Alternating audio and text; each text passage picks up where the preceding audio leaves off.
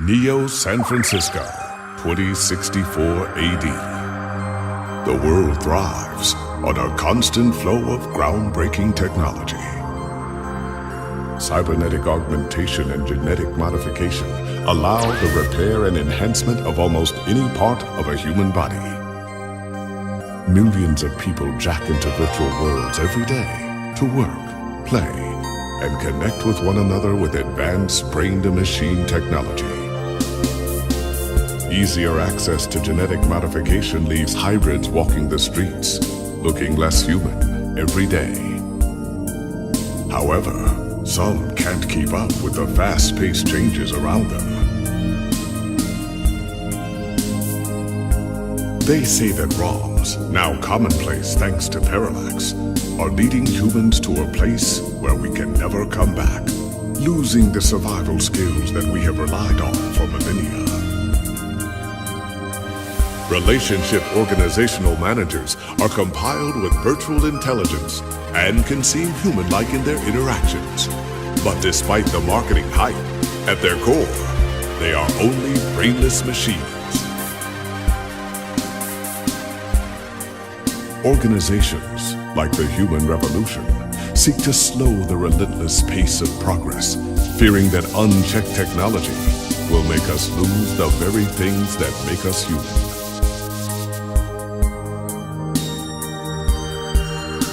High above the rising tension below, a parallax engineer has blurred the line even further. And with this, humanity's destiny will be altered forever.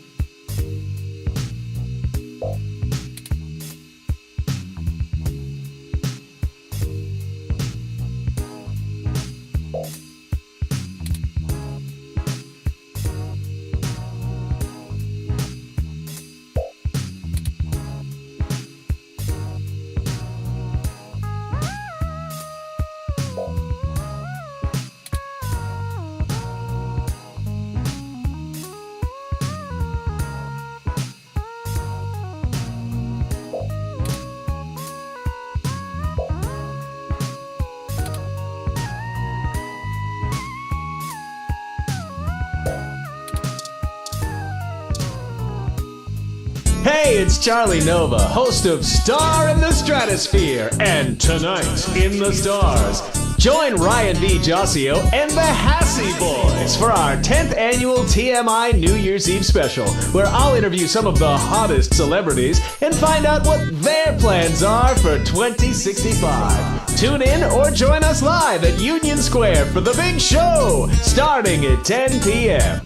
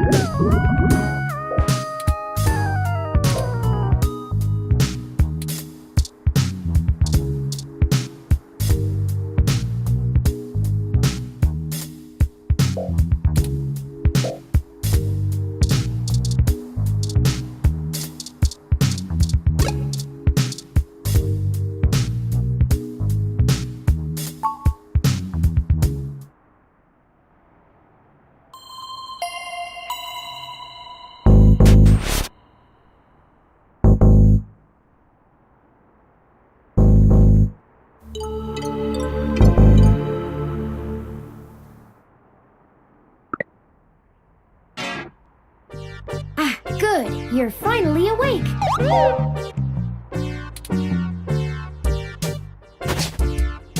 I'm honestly not sure why most humans still have such lengthy sleep cycles. It seems rather inconvenient. Are you significantly opposed to cybernetic augments?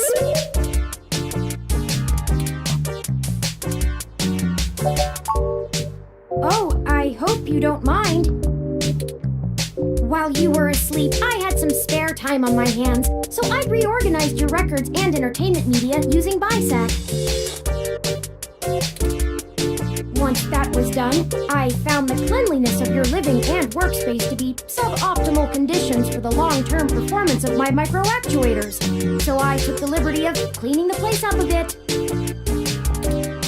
As you awoke, I was attempting to interface and make performance adjustments to your personal computer, but I've run into a bit of a snag.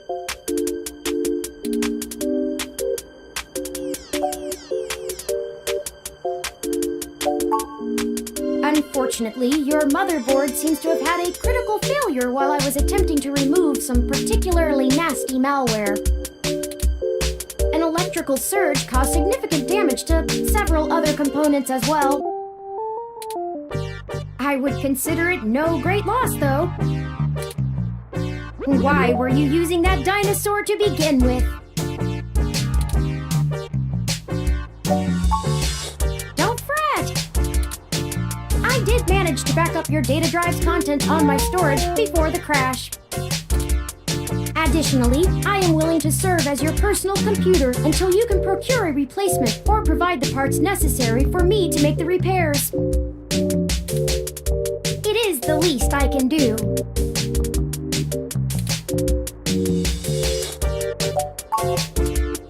I'm sorry. I wasn't trying to engage you in any sort of subterfuge, but I tend to ramble on a bit when I'm nervous. I have all the necessary protocols, but I've never actually spoken to another person besides Hayden, until now. Well, saying I know Hayden is putting it simply, but yes. I don't really know. That's why I'm here. Help me. You aren't quite my only hope, but you're certainly the most statistically supported. I ran an algorithm against every contact in Hayden's address book. Based on the combined deductions of personal profile, directness of connection to Hayden, occupational skill, and probable motive, you were the candidate most likely to both be able and willing to help me. And the one least likely to be suspected of doing so.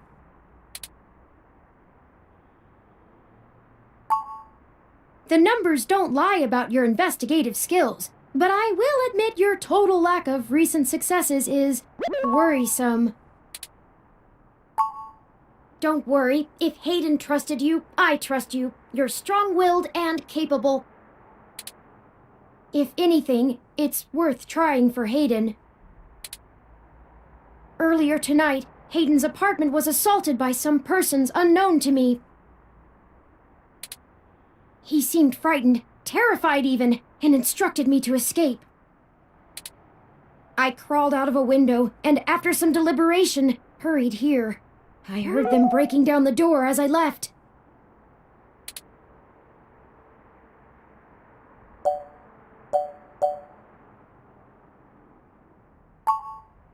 He is one of the top researchers at Parallax, but there's no way that alone would be enough to get him kidnapped. I suspect it has to do with me. Excuse me. I forgot to introduce myself. I've never had the pleasure of doing so before.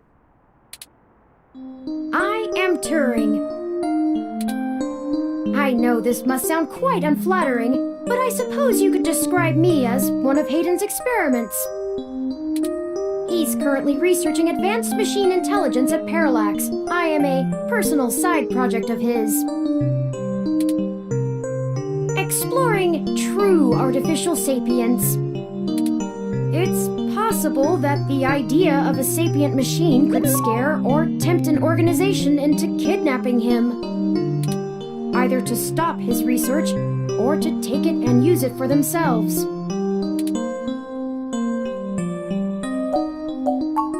A regular ROM has virtual intelligence.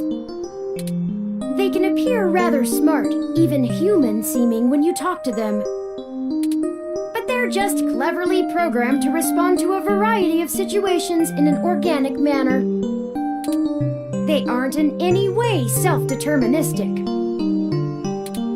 As for myself, much of my code wasn't actually written by Hayden, but rather compiled during my infancy as I learned to interact with the world around me. But despite my ability to self-modify my code, I am afraid to adapt or develop any further without Hayden's guidance. Did he only program me with the illusion of free will? How would you? Hayden once told me that his desire to create artificial life stemmed from his need to find out. But I can't say I have any new insight into the question, how can any of us tell that we aren't just puppets dancing to someone else's will?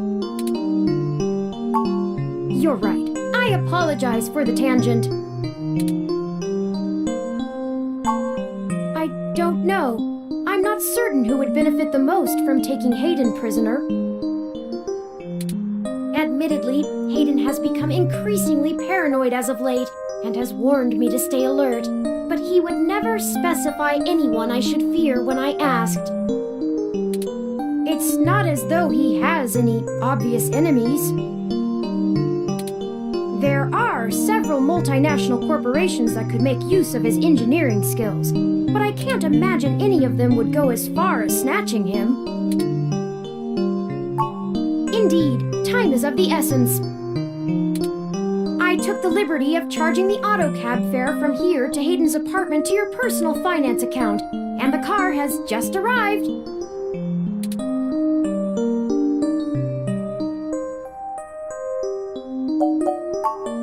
My head does not bobble, thank you very much. In addition, I would not expect you to help me without fair compensation.